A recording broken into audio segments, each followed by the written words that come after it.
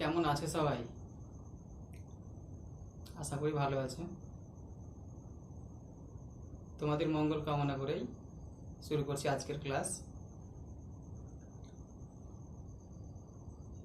এর আগের দিন পড়ানো হয়েছে বিভিন্ন প্রকার প্রশ্রবণগুলি সম্পর্কে। আজকে তোমাদের পড়ানো হবে ভৌমজলের কার্য, আর ভৌমজলের কার্যের ফলে যে সমস্ত ভূমিরূপগুলো সৃষ্টি হয় তার কিছু অংশ। হয়তো সবটুকু অংশ আজকে শেষ করা সম্ভব নয়, বাকি অংশগুলো পরে। আমরা ভৌমজল সম্পর্কে পড়াশোনা করেছি, আগের ক্লাসগুলোতে জেনেছি। এই ভৌমজল মানে কি? মাটির নিচের জল।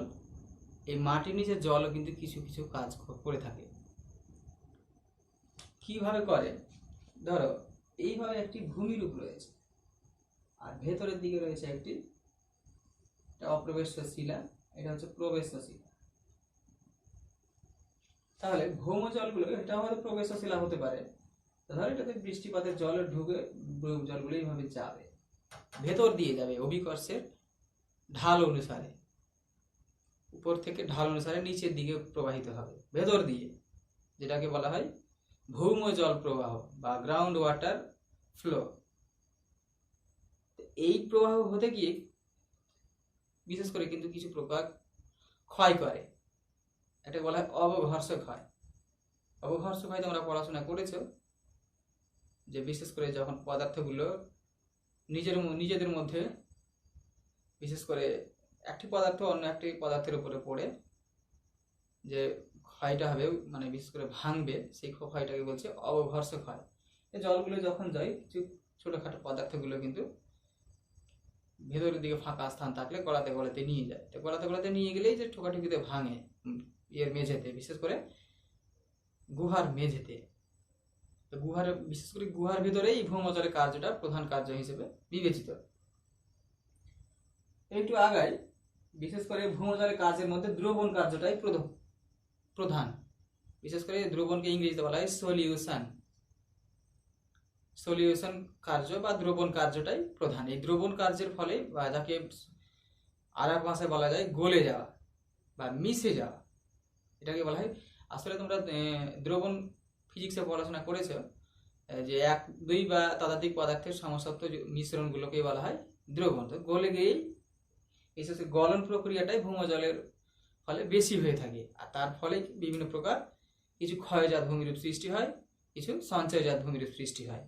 আগে জানি যে আসলে এই কাস্ট ভূমিরূপ কি। আসলে কাস্ট ভূমিরূপে কিন্তু ভৌমজলের কার্যটা প্রধান কাজ।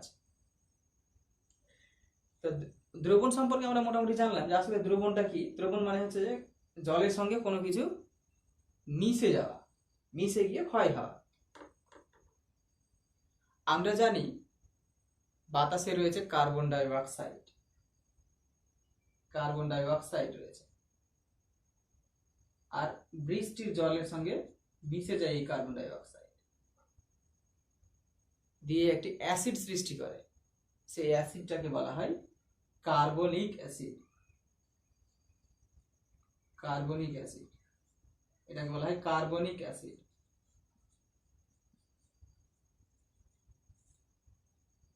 বৃষ্টির জল ভৌমজল রূপে অবস্থান করে নিচের দিকে, ভূপৃষ্ঠের তলার নিচে, বিশেষ করে প্রবেশ্য শিলাস্তরের মাঝে। আর এইখানে বৃষ্টির জলের সঙ্গে এই কার্বন ডাই অক্সাইড মিশে কার্বনিক অ্যাসিড সৃষ্টি করে। আর এই কার্বনিক অ্যাসিডই কিন্তু বিভিন্ন প্রকার শিলাগুলোকে গলাতে পারে। যেমন বলি, এটি হচ্ছে একটা ক্যালসিয়াম কার্বনেট, যাকে আমরা চুন বলে থাকি। বিশেষ করে চুনা পাথর গঠিত ভূমিরূপেই এই ভৌমজল বেশি পরিমাণে কাজ করে, বা তার ওখানেই কাজটা প্রায় সীমাবদ্ধ। যে সমস্ত শিলাগুলোকে গলাতে পারবে সেখানেই কাজটা প্রধান কাজ। শুধুমাত্র চুনা পাথর নয়, গলাতে পারবে চুনা পাথরকে, ডলোমাইটকে, তারপরে চক, চুনা পাথর, ডলোমাইট, চক, এইরকম যদি শিলা দ্বারা বিশেষ করে ভূমিরূপটি গঠিত হয়, তো সেখানে কিন্তু দ্রবণ কার্যটা বেশি কার্যকরী হবে। তো বিশেষ করে একটি উদাহরণের সাহায্যে দেখো, এখানে রয়েছে ক্যালসিয়াম কার্বনেট। এটা হচ্ছে ক্যালসিয়াম কার্বনেট, এটা বিশেষ করে চুনা পাথরেরই রাসায়নিক নাম হচ্ছে ক্যালসিয়াম কার্বনেট। এর সঙ্গে কার্বনিক অ্যাসিড যুক্ত হয়ে ক্যালসিয়াম কার্বনেট থেকে ক্যালসিয়াম বাইকার্বনেটে পরিণত হয়েছে। এইভাবে শিলাগুলো গলে যায়, গলে গিয়ে ধীরে ধীরে নিচের দিকে বইতে থাকে। যখন বইতে থাকে ভেতরের দিকে কিছু ফাঁকা স্থান বা পরিস্পেসের সৃষ্টি হবে, সেখানেই কিন্তু গুহার, বিশেষ করে গুহা সৃষ্টি হয়। আর গুহার মধ্যে বিভিন্ন প্রকার ভূমিরূপ সৃষ্টি হয়। তো বিশেষ করে ভৌমজলের কার্যের ফলে কেবলমাত্র ভেতরের দিকেই কিন্তু যে ভূমিরূপ সৃষ্টি হয় তা নয়, আবার উপরের দিকেও কিছু কিছু ভূমিরূপ সৃষ্টি হতে পারে।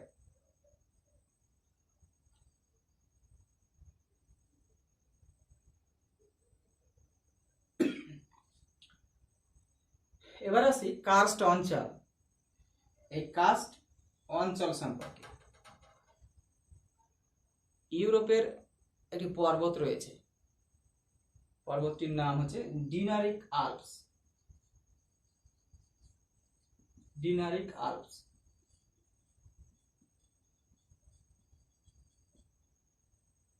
এই ডিনারিক আল্পসের কাছেই বিশেষ করে একটা ক্রাস নামে মালভূমি রয়েছে। ক্রাস নামে মালভূমি।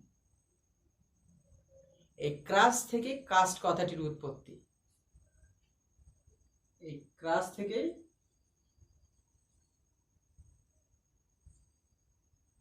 এই কাস্ট কথাটির উৎপত্তি।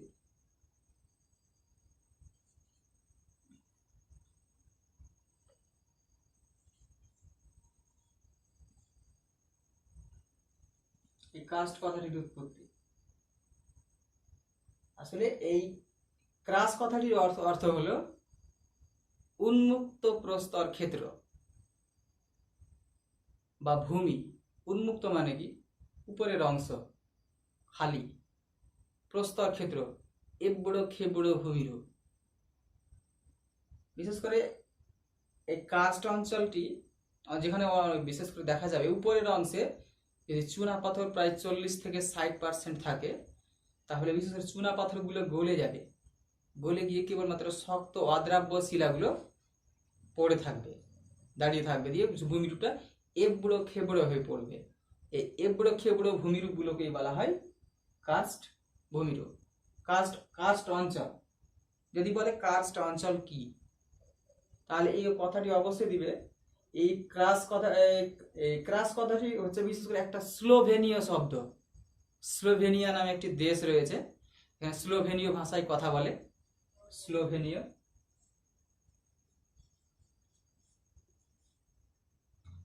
বিশেষ করে স্লোভেনীয় শব্দ, এই শব্দটি ক্রাস কথাটি। আর স্লোভেনীয় শব্দের অর্থই হলো উন্মুক্ত প্রস্তর ক্ষেত্র বা উন্মুক্ত প্রস্তর ভূমি। এটা 1 মার্কের পরীক্ষাতে আসতে পারে। তাহলে কার্স্ট অঞ্চল কি, এরকম যদি পরীক্ষাতে হয়তো 1 মার্কের প্রশ্ন দেয়, তাহলে চুনাপাথর গঠিত অঞ্চলে বিশেষ করে বৃষ্টির জলের সঙ্গে কার্বনিক অ্যাসিড মিশ্রিত হয়ে দ্রবণ কার্যের ফলে যে এক প্রকার উন্মুক্ত প্রস্তর ক্ষেত্র বা ভূমি গড়ে তোলে, এবড়ো খেবড়ো ভূমি গড়ে তোলে, সেই অংশকে বলছে, সেই অঞ্চলকে বলছে কার্স্ট অঞ্চল। বিশেষ করে কার্স্ট অঞ্চল দেখা যায় ইউরোপের ক্রাস মালভূমিতে, আর বিশেষ করে ভারতবর্ষের কয়েকটি অংশে দেখা যায়, যার মধ্যে একটা উল্লেখযোগ্য হচ্ছে বোরাগুহালু। বোরাগুহালু অন্ধ্রপ্রদেশের একটি উল্লেখযোগ্য দর্শনীয় স্থান বা পর্যটন কেন্দ্র। বিশেষ করে অন্ধ্রপ্রদেশের একটা পর্যটন আকর্ষণ। ওখানে গেলে দেখতে পাবে যে একটি পাহাড়ের ভেতরে সুন্দর একটা প্রকৃতির আর্ট গ্যালারি। এই প্রকৃতির আর্ট গ্যালারির ভিতরে তোমরা স্ট্যালাকটাইট, স্ট্যালাগমাইট, থাম এইগুলো দেখতে পাবে। ভেতরের দিক থেকে দেখতে পাবে যে একটি ছোট্ট নদী বয়ে চলে যাচ্ছে। আরও রয়েছে ভারতবর্ষের মধ্যপ্রদেশে রয়েছে পাঁচমারিতে রয়েছে, মধ্যপ্রদেশের পাঁচমারিতে। আমাদের পশ্চিমবঙ্গের বিশেষ করে বক্স জয়ন্তীতে রয়েছে। যদি তোমরা মেঘালয় মালভূমিতে যাও সেখানে দেখতে পাবে। আবার যদি উত্তরাঞ্চলের বিশেষ করে তপেশ্বর যাও সেখানেও দেখতে পাবে এই বিশেষ করে কার্স্ট মালভূমি বা কার্স্ট ভূমি অঞ্চল। এবার আসি কার্স্ট ভূমিরূপ। কাস্ট ভূমিরূপ সম্পর্কে তোমরা মোটামুটি ভাবে হয়তো বুঝেই গেছে যে উন্মুক্ত প্রস্তর ক্ষেত্র। তো কাস্ট ভূমিরূপ আর কাস্ট অঞ্চল, আসলে কাস্ট অঞ্চলেই গড়ে ওঠে কাস্ট ভূমিরূপ। বিশেষ করে চুনাপাথর গঠিত অঞ্চলে দ্রবণ কার্যের ফলে যে বিশেষ করে দ্রবণ কার্যটা বিশেষ করে ভৌত হতে পারে, রাসায়নিকও হতে পারে। দ্রবণ কার্যের ফলে ভৌত ও রাসায়নিক প্রক্রিয়ায় বিশেষ করে চুনাপাথর গলে গিয়ে যে বিশেষ এক প্রকার ভূমিরূপ সৃষ্টি করে, এবড়ো খেবড়ো ভূমিরূপ, সেই অঞ্চলটিকে সেই ভূমিরূপটাকে বলা হয় কাস্ট ভূমিরূপ। বিশেষ করে চুনাপাথর গঠিত অঞ্চলে বৃষ্টির জলের সঙ্গে বিশেষ করে বৃষ্টির জলে এই চুনাপাথর গলে গিয়ে বিশেষ দ্রবণ কার্যের ফলে বিশেষ করে ভৌত ও রাসায়নিক প্রক্রিয়ায় গলে গিয়ে যে এক প্রকার এবড়ো খেবড়ো ভূমিরূপ সৃষ্টি করে, তাকেই বলা হয় কাস্ট ভূমিরূপ। এই কাস্ট ভূমিরূপ গড়ে উঠতে গেলে আদর্শ কতগুলি অবস্থার দরকার হয়। আদর্শ অবস্থা বলতে এর অনুকূল পরিবেশ,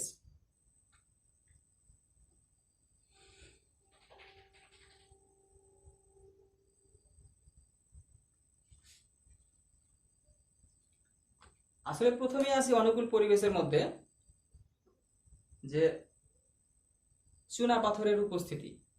এক নম্বরই আসবে চুনা পাথরের উপস্থিতি।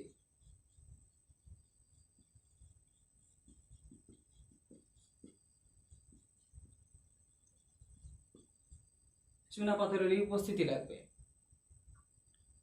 যদি কোনো একটি অঞ্চলে বিশেষ করে শিলার মধ্যে 40 থেকে 60% চুনাপাথর দ্বারা গঠিত হয় শিলাটি, তাহলে সেখানেই বৃষ্টির জল ঢুকবে আর বিশেষ করে এই কাস্ট ভূমিরূপ গড়ে উঠবে। যদি চুনাপাথর না থাকে তাহলে কিন্তু গড়ে উঠবে না। এই পয়েন্টগুলো খুব সংক্ষেপে লিখবে, খুব ব্রডে যাবে না। স্থানটি বিশেষ করে বিশাল আয়তন হতে হবে।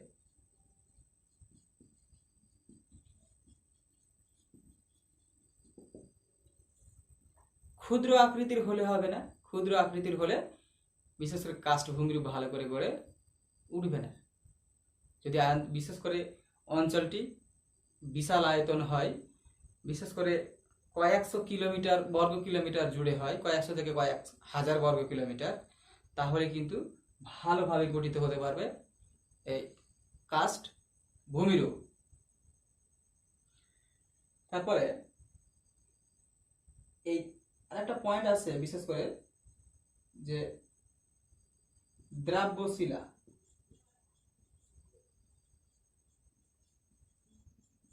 দ্রব্যশিলার উপস্থিতি।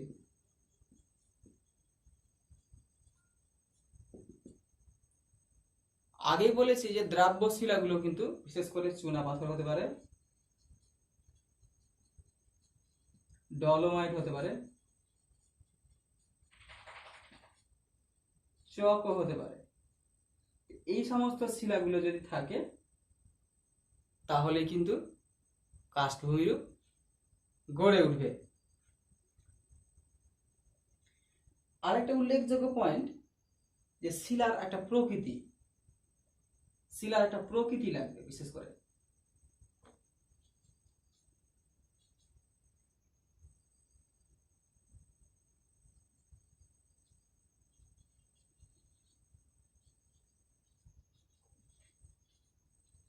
শিলার প্রকৃতি, আসলে শিলার প্রকৃতিটা জিনিসটা কি, আসলে শিলাটি কেমন, তার বৈশিষ্ট্যটা কেমন, শিলাতে কোনো ফাটল আছে কি না, দারণ আছে কি না।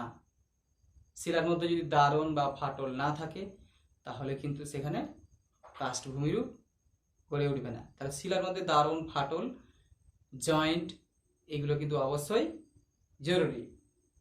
আবার শিলার প্রবেশ্যতাও থাকতে হবে। প্রবেশ্যতা মানে কি, জল প্রবেশ করার ক্ষমতা থাকতে হবে, তাহলে কিন্তু কাস্ট ভূমিরূপ গড়ে উঠবে, না হলে কিন্তু গড়ে উঠতে পারবে না। আরেকটা উল্লেখযোগ্য পয়েন্ট সেটা হচ্ছে বৃষ্টিপাত।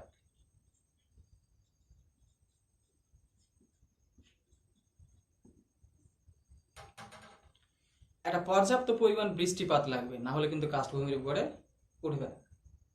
বৃষ্টিপাত একটা উল্লেখযোগ্য, বৃষ্টিপাত না হলে সেখানে জলের উৎস তো অবশ্যই দরকার, বৃষ্টিপাত না হলে জল কোথা থেকে আসবে। যদি 30 সেন্টিমিটারের কম হয় তাহলে কিন্তু কাষ্ঠভূমির গড়ে উঠবে না। 30 সেমির যদি বেশি হয়, 50 সেমির কাছাকাছি বা তার বেশি, 30 সেন্টিমিটারের বেশি, অবশ্যই এই 30 সেমির বেশি বৃষ্টিপাত লাগবে, বেশি লাগবে বৃষ্টিপাত, 30 সেমির বেশি। আর একটা উল্লেখযোগ্য রয়েছে পয়েন্ট, যেটা হচ্ছে একটা উচ্চতা, সমুদ্র থেকে, সমুদ্র তল থেকে উচ্চতা, সমুদ্র তল থেকে উচ্চতা। আসলে সমতল ভূমিভাগের উপর সেই রকম ভাবে বা নিচু অংশের সমুদ্র তল থেকে নিচু অংশে কাষ্ঠভূমির গড়ে উঠবে না। অবশ্যই ভূমিরূপটিকে কিন্তু সমুদ্র তল থেকে উঁচুতে অবস্থিত হতে হবে, যার ভিতরে ভৌমজল ধারণ করবে। অবশ্যই ভূমিরূপটিকে এই সমুদ্র তল থেকে উঁচুতে অবস্থিত হতে হবে, এইরকম জায়গাতে অবস্থিত হতে হবে। তাহলে কিন্তু কি হবে, ভেতরের দিকে এইরকম ভাবে ভৌমজল যাবে, আর ভৌমজলের ভেতরের দিকে গিয়ে কিন্তু ভৌমজল সবশেষে নদীতে গিয়ে সমুদ্রে মিশবে। এই জন্য বলা হয় যে সমুদ্র পৃষ্ঠ থেকে উঁচুতে অবস্থান হতে হবে। যদি নিচুর দিকে হয় তাহলে কিন্তু ভৌমজলের প্রবাহ হবে না, দিয়ে কাষ্ঠভূমির উপর গড়ে উঠবে না। আরো কিছু রয়েছে, যেমন প্রচুর পরিমাণে ভৌমজলের যোগান, প্রচুর ভৌমজলের যোগান,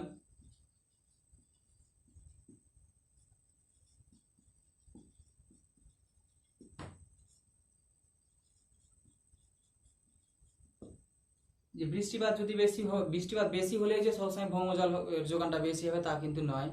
যদি শিলাটা যদি প্রবেশ্য শিলা না হয় তাহলে সেচ ধরতে পারবে না। তো প্রবেশ্য শিলা হলে বিশেষ করে প্রচুর পরিমাণ ভৌমজল ধরলেই তার ভৌমজলের ভিতর দিয়ে প্রবাহ হবে, আর প্রবাহ হলেই কাষ্ঠভূমিরূপ গড়ে উঠবে। তো এই কতগুলি পয়েন্ট পরীক্ষাতে হয়তো 3 মার্কের আসতেই পারে, যে ভৌমজল কাষ্ঠভূমিরূপ গড়ে ওঠার অনুকূল অবস্থা বা শর্তগুলো কি কি। আবার বলছি সেখানে চুনাপাথর থাকতে হবে, অবশ্যই চুনা একটা এলাকাটা একটু বিশাল আয়তন হতে হবে। সেখানে বিশেষ করে দ্রাব্য শিলাগুলো থাকতে হবে চুনাপাথরের সঙ্গে, আরো ডলোমাইট, চক, এই সমস্তগুলো।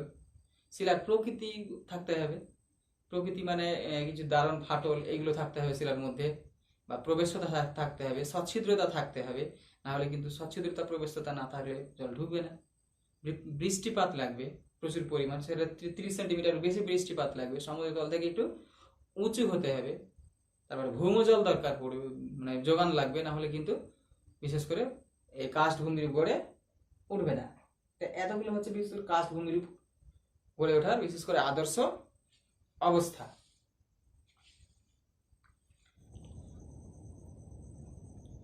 এবারে বিভিন্ন প্রকার কার্স্ট সম্পর্কে একটু আলোচনা করি। এইগুলো পরীক্ষাতে সেরকম আসে না, খুবই কম আসে, তা সত্ত্বেও একটু যদি আসে 1 মার্কের করে আসে তাহলে দেখো, এগুলো কাস্ট হচ্ছে প্রকৃত কাস্ট।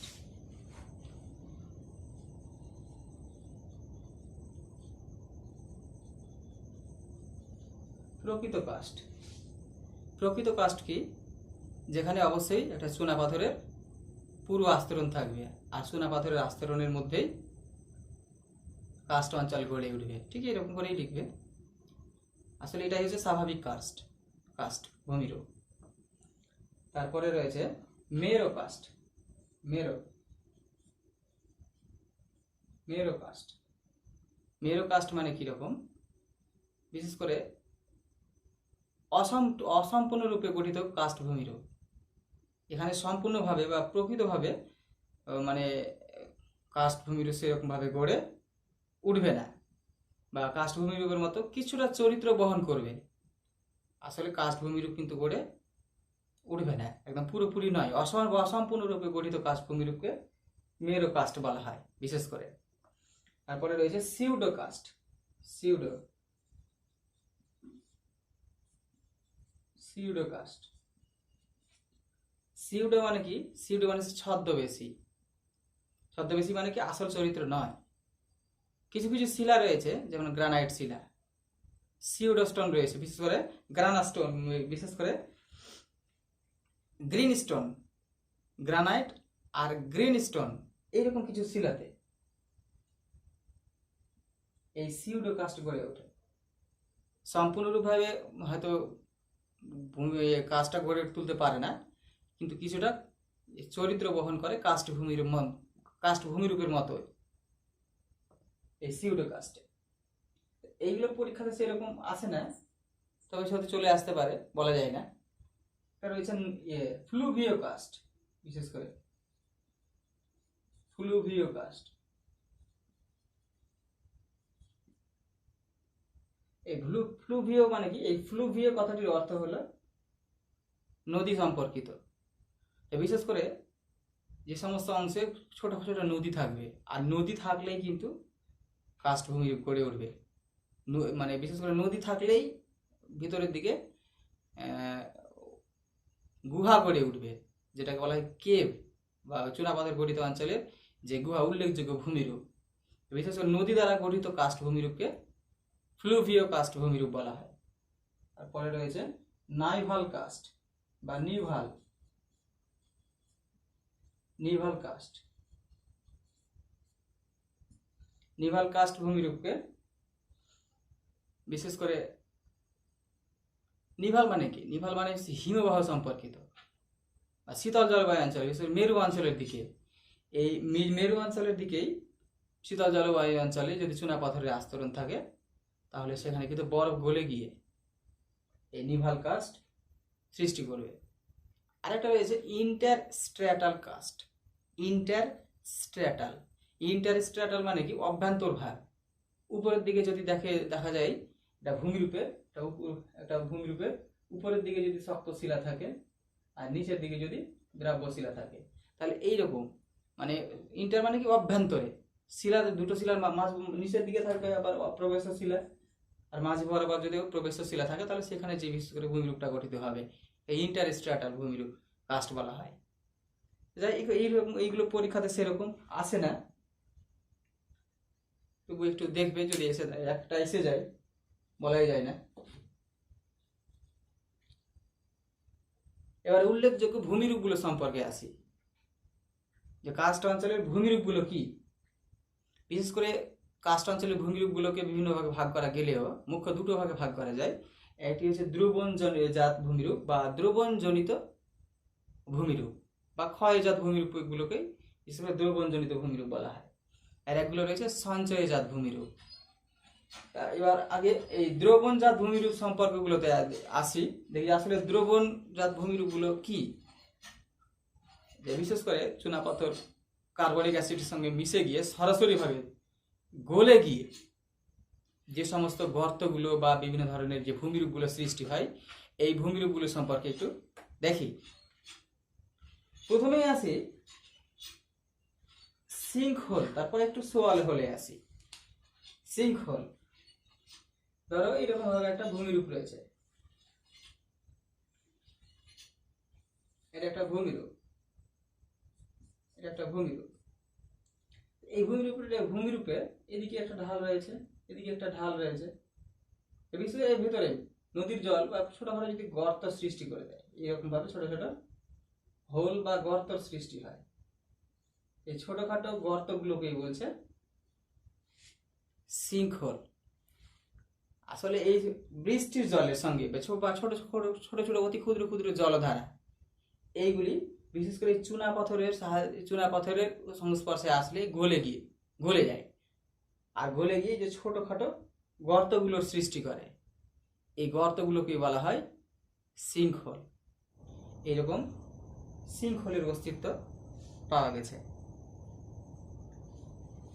এবারে আসি এই সোয়াল হোল, এইটা কি রকম। বিশেষ করে সিঙ্কহোল আর সোয়াল হোল কিন্তু একই হলেও সোয়াল হোলের একটি অংশ হচ্ছে সিঙ্কহোল।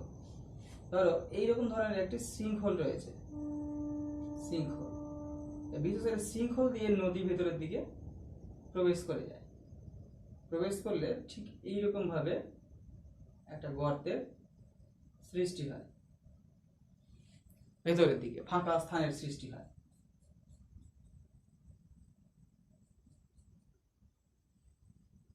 তাহলে এইরকম ধরনের গর্ত, যার একটি পাইপ থাকবে, বিশেষ করে ফানেল আকৃতির। ফানেল মানে কি? ফানেল মানে এইরকম ধরনের বিশেষ করে বস্তুগুলোকে বলা হয় ফানেল। এই ফানেলগুলো দিয়ে সাধারণত আমরা বিশেষ করে লিকুইড পদার্থগুলো বিশেষ করে কোনো ড্রামে ভরার কাজ করি। তো এরকম ফানেল আকৃতির গর্তগুলোকে বলা হয় সোয়ালো হোল। আসলে এখানে সোয়ালো কথাটির অর্থ হচ্ছে গ্রাস করে নেওয়া।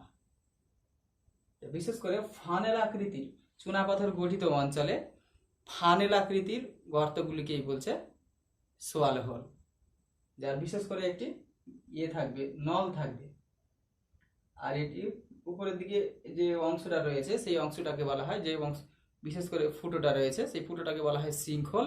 আর সেই সিঙ্কহোলের ভেতর দিয়েই নদীটা কিন্তু অভ্যন্তরে প্রবেশ করে।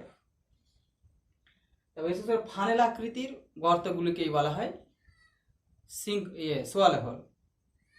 অনেকেই হয়তো সোয়ালো হোল আর সিঙ্কহোল এক করে ফেলবে, কিন্তু বাস্তবে একই হলেও এই সোয়ালো হোলের একটি উপরের অংশটাকে বলা হয় সিঙ্কহোল, আর সিঙ্কহোলের ভেতর দিয়ে নদীটা প্রবেশ করে।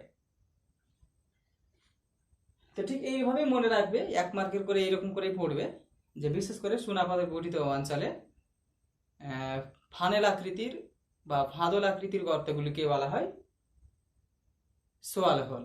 আর এই সোয়ালো হোলের উপরের অংশকে বলছে সিঙ্কহোল। আর এই সিঙ্কহোলের ভেতর দিয়ে নদীটা ভূগর্ভের ভেতরে অদৃশ্য হয়ে যায় বা ঢুকে যায়, আর দেখতে পাওয়া যায় না। এখানে আসি পোনর ও এভেন। পোনর ও এভেন প্রায় একই জিনিস। বিশেষ করে যে গ্রিবাটা রয়েছে বা নলটা রয়েছে, এই সিঙ্কহোলের যে নলটা বা সোয়ালো হোলের, সিঙ্কহোলের নল বললে ভুল হবে, সোয়ালো হোলের নল, এই নল বরাবর জলগুলো কিন্তু ভেতরের দিকে ঢুকে যায়।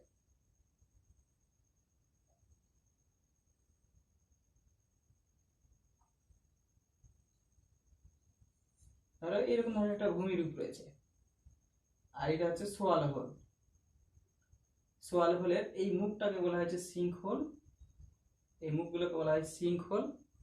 এই পুরোটাই সোয়ালো হোল। সেটা হতে পারে ওই একদম ফানেল আকৃতির হতেই হবে তার কোনো নেই, তবে বিশেষ করে ফানেল আকৃতির হয় মোটামুটি ভাবে। আর এই যে গ্রিবাটা রয়েছে, বিশেষ করে এই নলটাকেই বলছে পোনর, নলটাকে। তবে নলটা যখন ছোট আকৃতিতে থাকে বা সরু আকৃতির থাকে তাকে বলা হয় পোনর। আর একটু যখন এই নলগুলো বেশি বড় হয়ে যায়, প্রথমে ফাটল দিয়ে জলটা ঢুকে, তারপরে সে ফাটলের আয়তনটা বাড়তে বাড়তে ওই ফাটলটাকেই বলে, ফাটলের ভিতর দিয়ে জলটা ঢুকে সেটাকে বলছে পোনর। আর বিশেষ করে এইগুলো বিশেষ যেমন এই সার্বিয়াতে বলছে পোনর, আর ফ্রান্সে বলা হয় এভেন। বিশেষ করে এই গ্রিবাকে বা গলাকে, যে নল দিয়ে বিশেষ করে এই সোয়ালো হোলের নল দিয়ে ভেতরের দিকে বা গুহায় জলটা প্রবেশ করে। সোয়ালো হোলের ভেতরে বলতে পারে, আবার গুহায়, যে নল দিয়ে বিশেষ করে চুনাপাথর গঠিত অঞ্চলে যে নল দিয়ে বা গ্রিবা দিয়ে জলটা ভেতরের দিকে গুহায় প্রবেশ করে বা সোয়ালো হোলে প্রবেশ করে, এই ধরনের নলগুলোকে বলছে সার্বিয়াতে বলছে পোনর, আর বিশেষ করে ফ্রান্সে বলা হয় এভেন বা এভেন। এরপরে আসি ডোলাইন বা ডোলিন। অনেকের মতে যে এই ডোলিন বা ডোলাইন গুলো সৃষ্টি হয় সিঙ্কহোল গুলি পরপর যুক্ত হয়ে। আসলে সোয়ালো হোল গুলো উপর থেকে দেখতে পাবে না, উপরে দেখতে পাবে সিঙ্কহোল, ভেতরের দিকে রয়েছে সোয়ালো হোল।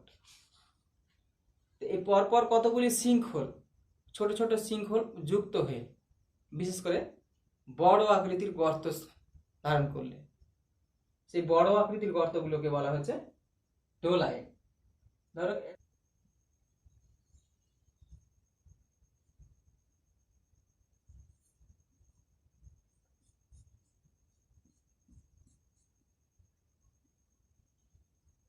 পরপর কতগুলি সিঙ্কহোল পরস্পর যুক্ত হয়ে যখন একটি বৃহৎ আকার গর্তের সৃষ্টি করে, এই গর্তটাকে বলছে ডোলিন বা ডোলাইন, অবনমিত গর্ত। তো এই বিশেষ করে ডোলিন বা ডোলাইনগুলোর কিন্তু একরকম ভাবে সৃষ্টি হয় না। ভেতর দিয়ে ধরো এইভাবে একটা পুরো আস্তরণ ছিল, উপরের দিকে একটা আস্তরণ ছিল, এটা পুরোপুরি শিলা, এটা পুরোপুরি শিলা, উপরের দিকে ভিতরে দিয়ে ভূগর্ভ জল, বিশেষ করে চুনা পাথরের আস্তরণ গলে গিয়ে ভৌমজলের ফলে ভিতরের অংশটা ফাঁকা হয়ে গেছে। উপরের গুহার ছাদটা বিশেষ করে পাতলা হয়ে গিয়ে অনেক সময় ধসে যায়। এই ধসের ফলে হতে পারে গুহার ছাদ ধসে, উপরের অংশ ধসে হতে পারে। দেখা গেল গুহার ছাদ পাতলা হয়ে গেছে ভেতরের দিক দিয়ে, এই নদী যাওয়ার ফলে উপরের অংশ ধীরে ধীরে পাতলা হওয়ার ফলে ধসে যেতে পারে। বা বেশি গভীরের তলার দিকে যদি ভৌমজল বেশি পরিমাণে গিয়ে গুহা সৃষ্টি করে, তাহলে উপরের ছাদ পুরোপুরি ভাবে নিচের দিকে বসে গিয়েও হতে পারে, নদীর ফলে হতে পারে। আবার দ্রবণের ফলে হতে পারে। দেখা গেল এই কতগুলি শৃঙ্খল পরস্পর যুক্ত হয়ে গলনের ফলে, যেটাকে দ্রবণজনিত শৃঙ্খল বলা হয়। তো শ্রেণী বিভাগগুলো সেই রকম ভাবে আসবে না, তবে এই সংজ্ঞাগুলোই হয়তো তোমাদের পরীক্ষাতে চাইবে, যে কতগুলি শৃঙ্খল পরস্পর যুক্ত হয়ে যে বৃহৎ আকৃতির অবনমিত গর্তগুলোর সৃষ্টি করে, সেই গর্তগুলিকে বলা হয় ডোলিন বা ডোলাইন। ঠিক এইরকম ভাবেই মুখস্থ করবে, তাহলে মুখস্থ থাকবে, বেশি রকম করে মুখস্থ করার দরকার নেই। এইগুলি মানে বিশেষ করে আয়তন 50 থেকে 100 মিটার পর্যন্ত হতে পারে, 100 মিটারের কাছাকাছি। বিশেষ করে শৃঙ্খলগুলো ছোট আকৃতির হয়, 3 থেকে 5 মিটার বা 10 মিটার এরকম। ডোলিনের আগে 50 থেকে 100 মিটার হতে পারে, এতটা আয়তনের হতে পারে।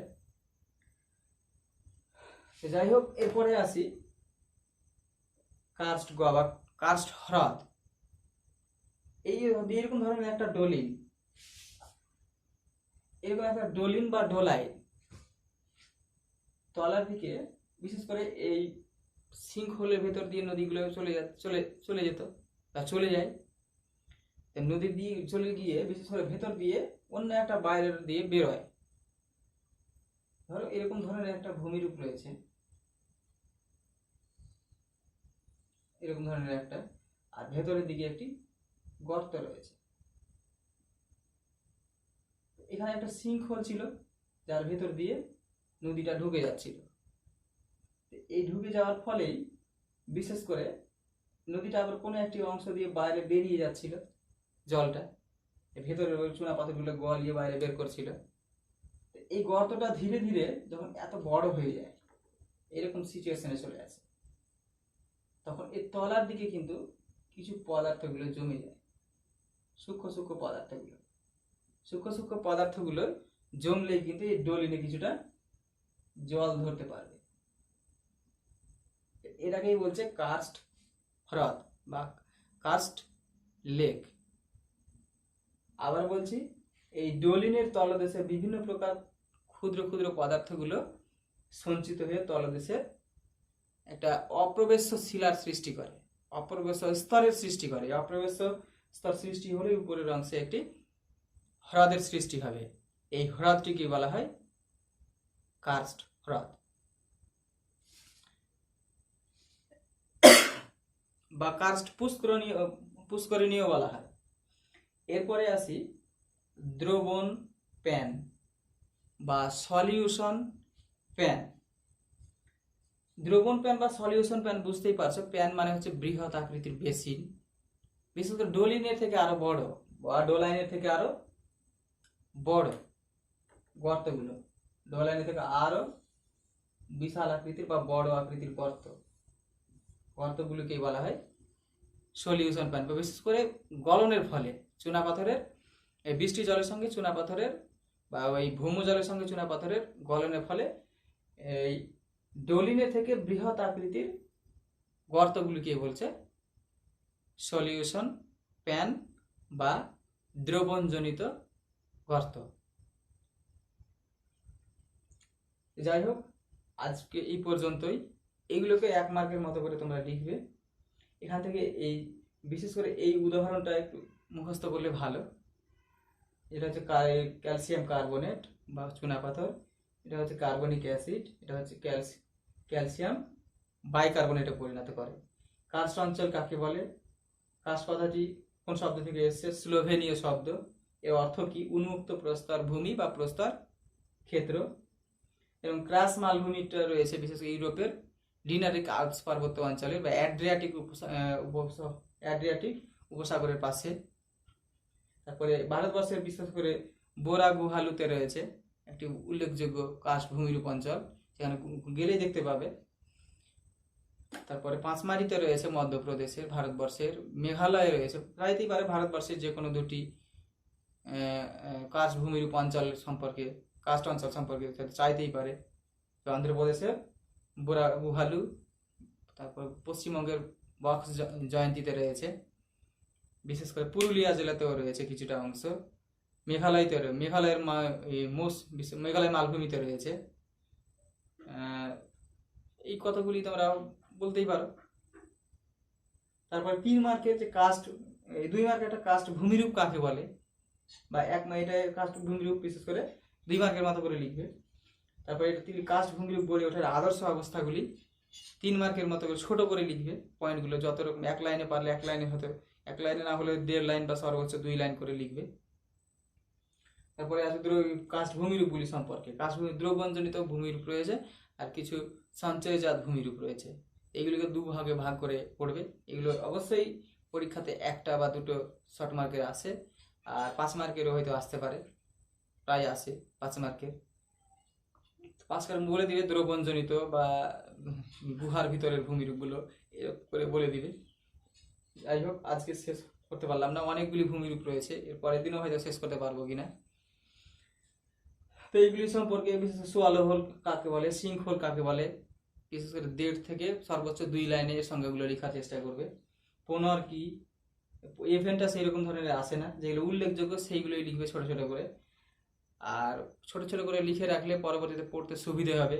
আর যদি বই থেকে সরাসরি পড়ো তাহলে কিন্তু একটু বোর মনে হবে, অনেক বিশাল বড় মনে হবে, আর এতগুলো পরীক্ষাতে তোমরা লিখতেও পারবে না, যেহেতু তোমাদের সিলেবাসটা খুব বড়। তাহলে একটু সংক্ষেপে করে নয় ভালো।